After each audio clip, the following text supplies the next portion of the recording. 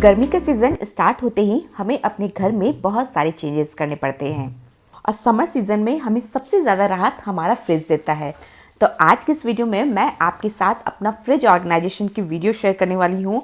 मेरा फ्रिज काफ़ी ज़्यादा छोटा है, ये 180 लीटर का है, तो इसमें मुझे अपनी चीज़ों को बहुत ही अच्छी तरह से ऑर्गेनाइज करके रखना पड़ता है ताकि मैं अपनी सारी चीज़ों को यहाँ पर अरेंज कर सकूँ।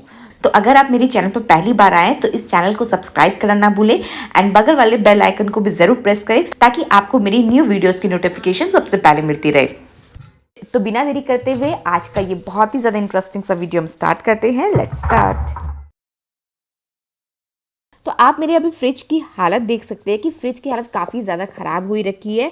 सारी चीज़ें बहुत ही ज़्यादा अनऑर्गेनाइज्ड है। तो सबसे पहले मैं क्या करूँगी कि सारी चीज़ों को बाहर निकालूंगी। जब फ्रिज अनऑर्गेनाइज रह जाता है तब सारी चीज़ें इधर उधर बिखरी हो जाती है और कुछ सामान तो इतने ज़्यादा पीछे हो जाते हैं कि वो हम देख ही नहीं पाते, जैसे इस तरह का अनार। साइड डोर के भी सारी चीज़ों को हम बाहर निकाल लेंगे। गर्मी के सीज़न में फ्रेश फ्रूट आएंगे, आम आएगा, तरबूज आएगा, तो इन सारी चीज़ों को रखने के लिए हमें अपने फ्रिज में हमेशा स्पेस रखनी चाहिए। और यहाँ पर आप देख सकते हैं कि बहुत ज़्यादा नींबू है, कच्चे नींबू है, तो उन्हें भी मैं यहाँ पर निकाल रही हूँ। अब इसके जो ट्रे होते हैं, जो अटैचमेंट होता है, उन सारी चीज़ों को अटैचमेंट से बाहर निकाल लेंगे और इसे मैं रख रही हूँ अपने सिंक एरिया में। जब मैं अपने फ्रिज की डीप क्लीनिंग करती हूँ तो सारी चीज़ों को बहुत ही अच्छी तरह से क्लीन करती हूँ। फ्रिज की डीप क्लीनिंग तो हम रोज नहीं कर पाते हैं, बट जब मैं इसकी डीप क्लीनिंग करती हूँ तो कोई भी कसर नहीं छोड़ती हूँ। तो यहाँ पर सारे उसके अटैचमेंट आ चुके हैं। तो जब सारी चीज़ें हटी यानी रेफ्रिजरेटर पूरी तरह से खाली हो गया, तब यहाँ की असली गंदगी यहाँ मुझे देखने को मिली। आप देख सकते हैं कि सारी जगह दाग है। ये जो रैक होता है उस पर भी दाग लग चुके हैं और यहाँ पर चीज़ें गिरने की वजह से यहाँ पर बहुत ज़्यादा दाग हैं।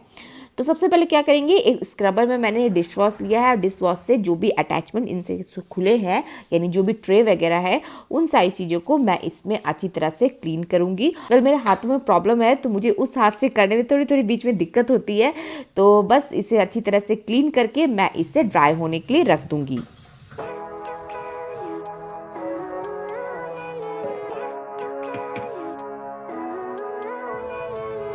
Living life, every day, late at night, not okay. All I want, and I pray, all I need are some better days. Fuck me, I'm looking in the mirror. So now अब foggy, fridge को clean करने के लिए मैं एक DIY cleaner बना रही हूँ। इसके लिए मैंने एक स्प्रे बॉटल लिया है।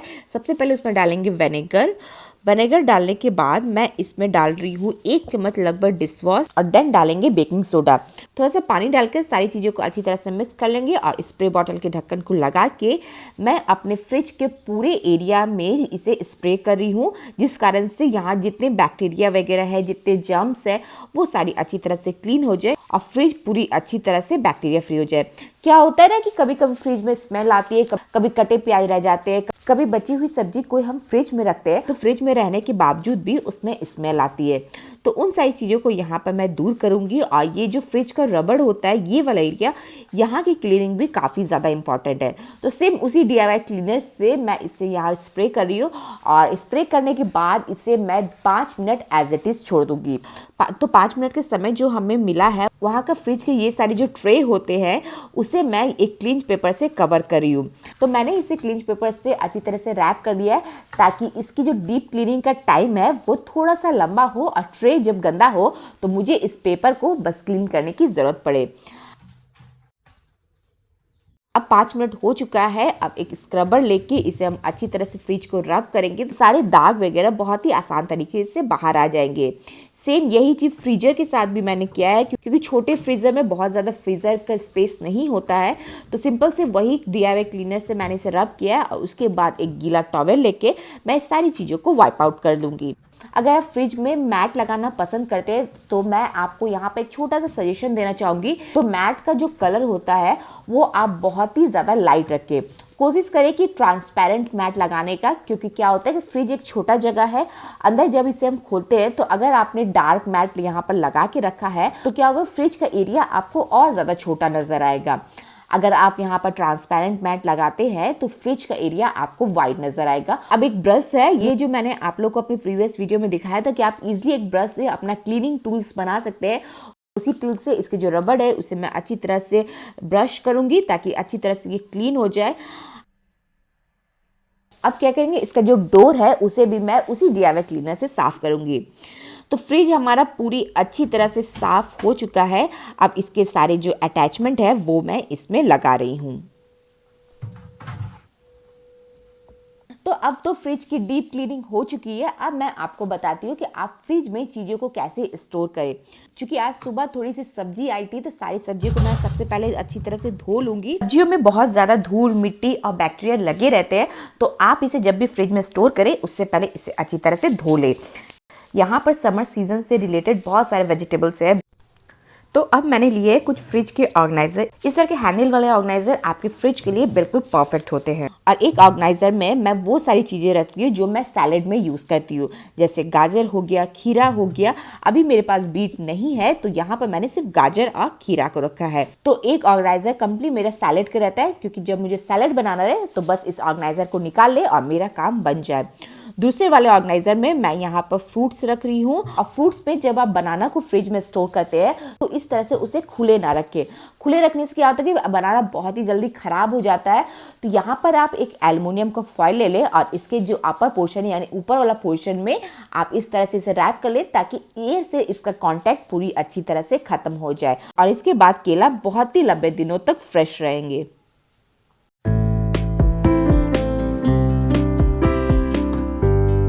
नेक्स्ट मैंने इस तरह का ऑर्गेनाइजर लिया है। ये वाला सिंक ऑर्गेनाइजर है, जिसमें मैं सिंक में बहुत सारी सब्जियां वगैरह रख के क्लीन करती हूँ। बट जब काम नहीं होता है तो मैं इसे एज ए ऑर्गेनाइजर अपने फ्रिज के लिए बना लेती हूँ। जब भी आप फ्रिज के लिए ऑर्गेनाइजर खरीदें तो ध्यान रखें कि आप उसे रेक्टेंगुलर या स्क्वायर शेप में खरीदें। गोल, सर्किल, ओवल शेप का ऑर्गेनाइजर आपके फ्रिज के लिए परफेक्ट नहीं रहता है। और इसमें सारी सब्जियों को हम स्टोर कर लेंगे। गोल, सर्किल, ओवल शेप का जितने सारे ऑर्गेनाइजर आते हैं, मेरा पर्सनल ओपिनियन ये है कि वो किसी भी जगह के लिए परफेक्ट नहीं है। एक तो वो स्पेस कंज्यूमिंग है, प्लस उसमें चीज़ें सही तरीके से नहीं आती है। तो ये 3 ऑर्गेनाइजर मेरे हो गए। चलिए अब मैं इसे अपने फ्रिज में लगा देती हूँ। तो यहाँ पर मैंने एक चॉकलेट का डब्बा लिया है और इसमें मैं अपने धनिया पत्ती वगैरह को स्टोर करती हूँ। गर्मी के सीज़न में पुदीना भी काफ़ी ज़्यादा घर पे आते हैं और पुदीना भी बहुत जल्दी सूख जाते हैं। तो आप इस तरह से इसे टिश्यू पेपर में रखें। इसका हैक मैंने आप लोगों को कई बार बताया है। तो इस तरह से आप उसे लंबे समय तक फ्रेश रख सकते हैं। मेरे घर में पुदीना का अच्छा खासा एक पौधा है, तो इसीलिए यहाँ पर मैं सिर्फ धनिया पत्ती को स्टोर कर रही हूँ। नेक्स्ट आरव के चॉकलेट्स हो गए, तो उन्हें भी यहाँ पर मैं स्टोर करके रखती हूँ। देन अब बात करते हैं मसालों की। इस तरह के जो मसाले होते हैं, अगर वो खुल जाते हैं तो मैं इसे इस तरह के एक जार में करके रखती हूँ और लेबल लगा देती हूँ।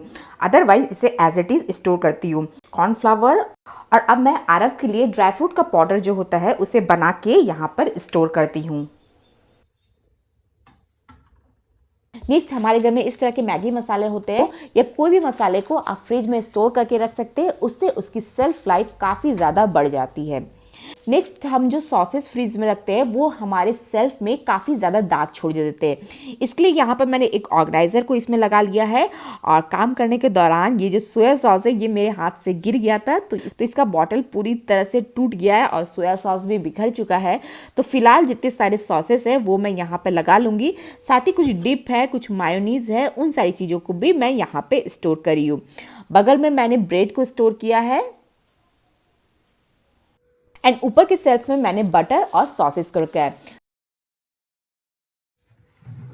तो अब आ जाते हैं वेजिटेबल स्टोर करने की तरफ। तो ये जो वेजिटेबल का रैक है उसके नीचे मैं न्यूज़पेपर या इस तरह का कोई भी पेपर को लगा के रखूंगी, ताकि वेजिटेबल का जो मॉइस्चर है वो हमारे वेजिटेबल्स को खराब ना कर सके। जब भी आप वेजिटेबल्स को स्टोर करें यहाँ पर, चाहे वो डायरेक्ट ही क्यों ना स्टोर करें, तो नीचे एक न्यूज़पेपर या कोई भी वेस्ट पेपर को आप यहाँ लगा सकते हैं। और पालक वगैरह को मैं इस तरह के पैक में रखना पसंद करती हूँ। ऐसा करने से पालक वगैरह खराब नहीं होते और उसकी सेल्फ लाइफ बढ़ जाती है। साथ ही कुछ बंद गोभी कटे हुए बचे हुए थे, तो इसे मैं एक क्लिंच पेपर से रैप करके यहाँ पे स्टोर कर रही हूँ। और टमाटर के लिए मैंने इस तरह का बॉक्स में यानी चॉकलेट बॉक्स में इस तरह के टमाटर को यहाँ पर स्टोर किया है। तो अब मेरा फ्रिज लगभग ऑर्गेनाइज होते चला जा रहा है। एंड यस, फ्रिज के अपर सेल्फ को मैंने खाली इसलिए रखा है क्योंकि वहाँ पर मैं कुछ डेयरी प्रोडक्ट्स रखती हूँ, जैसे दूध हो गया, मलाई हो गई। तो जितने सारे डेयरी प्रोडक्ट होते हैं आप उसे अपर सेल्फ में स्टोर करें क्योंकि वो सेल्फ काफ़ी ज़्यादा ठंडा रहता है और आपकी चीज़ें खराब नहीं होती है। नेक्स्ट, जब आप फ्रिज को ऑर्गेनाइज करें तो कुछ स्पेस को हमेशा ही खाली रखें। बचे हुए खाने को स्टोर करने के लिए, बचे हुए चीज़ों को स्टोर करने के लिए हमारे फ्रिज में हमेशा जगह होनी चाहिए। और क्या होता है कि अगर आप फ्रिज को फुल्ली पैक करके यानी विदाउट स्पेस रखिएगा, कोई भी स्पेस उस पर ना बचेगा, तो क्या होता है कि फ्रिज भी सही तरीके से काम नहीं करता है। तो फ्रिज को जब ऑर्गेनाइज करें तो कुछ स्पेस को आप खाली रखें ताकि उसके अंदर का जो कूलिंग होता है वो अच्छी तरह से रोटेट कर सके। नेक्स्ट, मेरे घर में इमली थी और इस तरह की इमली को मैं सामने रखना पसंद करती हूँ क्योंकि क्या होगा कि अगर इसे मैं कोई डब्बे में रख दूंगी तो ये मेरे नज़रों से धीरे धीरे करके पीछे की तरफ चला जाएगा और फिर एक टाइम आएगा कि मुझे एज इट इज़ इसे फेंकना पड़ेगा। तो कुछ चीज़ों को मैं आंखों के बिल्कुल सामने रखती हूँ ताकि वो नज़र आए। बट देखा कि बचे हुए तरबूज बाहर रखे हुए थे, तो जब इस तरह के तरबूज आपके घर पे बच जाते हैं तो आप उसे क्लींच पेपर से रैप करके रखें ताकि इसका अपर वाला पोर्शन में किसी तरह का स्मेल ना आ सके और वो जल्दी खराब ना हो। नेक्स्ट, क्या होता है कभी कभी घर में काफ़ी ज़्यादा लेमन या नींबू आ जाते हैं, तो नींबू को आप एक बहुत ही अच्छी तरह से स्टोर करके रख सकते हैं। फिलहाल यहाँ पर मेरे पास 2 नींबू है तो मैं आपको दिखाती हूँ कि मैं उसे किस तरह से स्टोर करती हूँ। सिंपल से यहाँ पर मैंने घी का डब्बा लिया है, अंदर की तरफ अच्छी तरह से साफ कर लिया है और इस घी के डब्बे में अपने लेमन को डाल दूंगी और इसमें डालूंगी पानी डाल के जब आप लेमन को स्टोर करते हैं तो ये बहुत दिनों तक चलते हैं, खराब नहीं हो। और सबसे इम्पॉर्टेंट बात कि जब आप इस तरह से लेमन को स्टोर करते हैं तो इसके अंदर का जूस काफ़ी ज़्यादा आपको मिलता है, यानी 100% जूस आप इससे निकाल सकते। तो मैंने यहाँ पर छोटा वाला बॉटल इसलिए सजेस्ट किया है क्योंकि ये मैं अपने साइड वाले डोर पर रखूँगी और यहाँ इस तरह से ये नहीं रहेगा, तो यहाँ पर इससे मैं इस तरह से रखूँगी। नाउ हमारा फ्रिज अब कम्प्लीटली ऑर्गेनाइज हो चुका है। गर्मी का सीजन है लेकिन मेरे फ्रिज में एक भी बॉटल नहीं है क्योंकि मेरे घर में कोई भी फ्रिज का पानी नहीं पीता है। हम मटके का पानी पीना पसंद करते हैं और फ्रिज का पानी हमारे हेल्थ के लिए भी काफ़ी ज़्यादा ही हार्मफुल है। So that's all for today. अगर आपको मेरी ये वीडियो पसंद आई हो तो जाते जाते इस वीडियो को लाइक करना ना भूलें। अपनी फैमिली एंड फ्रेंड्स के साथ इस वीडियो को जरूर शेयर करें। चलिए, मैं प्रिया आप लोग से फिर से मिलूंगी न्यू वीडियोस के साथ, यूजफुल वीडियोस के साथ। तब तक के लिए बाय बाय।